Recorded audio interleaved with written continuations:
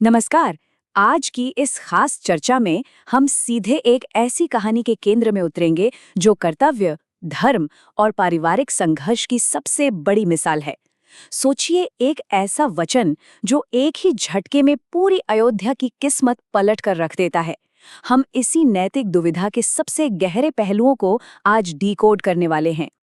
अब देखिए महाराज दशरथ की उस हृदय विदारक स्थिति को। ये एक ऐसा सवाल है जो किसी भी पिता के लिए किसी बुरे सपने से कम नहीं है। एक तरफ उनका सबसे प्यारा बेटा है और दूसरी तरफ एक ऐसा वचन जिसे वो चाहकर भी तोड़ नहीं सकते।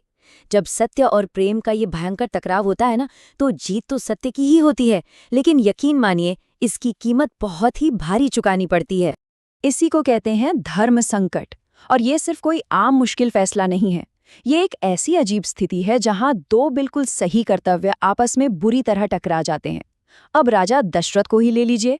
एक राजा के रूप में सत्य का पालन करना उनका धर्म है और एक पिता के रूप में अपने बेटे की रक्षा करना भी उनका धर्म है। लेकिन समस्या ये है कि वो इन दोनों को एक साथ पूरा कर ही नहीं सकते। परम नैतिक दुविधा और दो विनाशकारी वरदान। यहीं से शुरू होता है असली संकट। महारानी केकई के मांगे गए वो दो वरदान। कागज पर देखें तो ये मांगे कितनी सरल लगती हैं ना।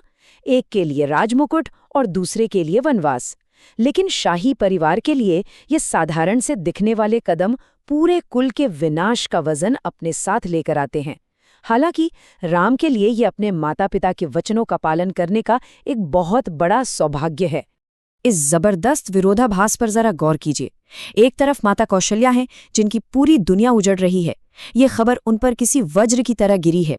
और दूसरी तरफ राम का अविश्वसनीय रूप से शांत और ठहरा हुआ रवैया। वो इस वनवास को कोई सजा नहीं मान रहे हैं, बल्कि इसे एक पवित्र कर्तव्य और ऋषियों मुनियों के दर्शन करने का एक सुनहरा अवसर मान रहे हैं। और दिलचस्प बात यह है कि राम सिर्फ चुपचाप हार नहीं मान रहे हैं। वो राजा सगर और राजा हरिश्चंद्र जैसे अपने महान पूर्वजों का उदाहरण देते हैं। वो बताते हैं कि उनका ये फैसला एकदम सही है, क्योंकि वो सत्य और नैतिक निष्ठा की उसी लंबी परंपरा को सक्रिय रूप से आगे बढ़ा रहे हैं जो उनके परिवार की पहचान है। उनके लिए ये अपने कुल की कीर्ति बचाने का सीधा सा सवाल है। भक्ति का मार्ग और एक पत्नी का दृढ़ संकल्प। अब सवाल उठता है कि जब राम वन जाने की तैयारी करते हैं तो सीता जी का क्या जवाब होता है। राम बड़ी ही विनम्रता से सीता जी को अपने साथ चलने से रोकने की कोशिश करते हैं। वो उन्हें बताते हैं कि जंगल का जीवन राजमहलों जैसा बिल्कुल नहीं होता।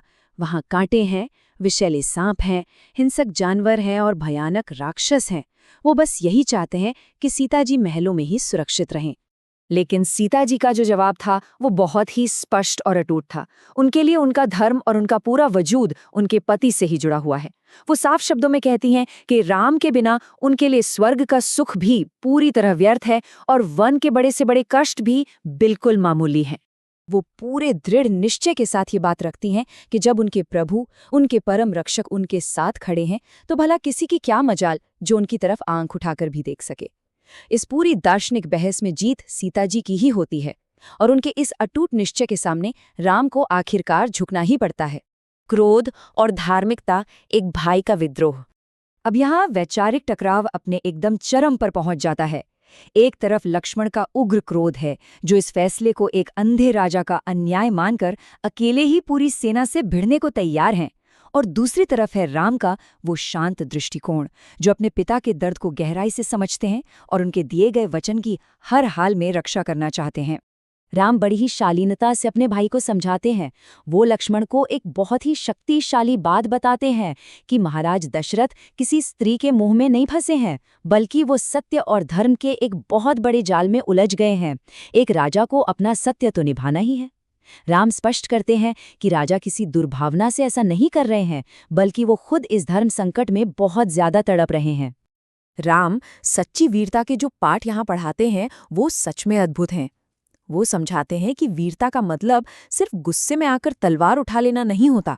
एक विनाशकारी विपत्ति के समय नैतिक जिम्मेदारी के उस भारी बोझ को धैर्य के साथ उठाना ही असली वीरता है।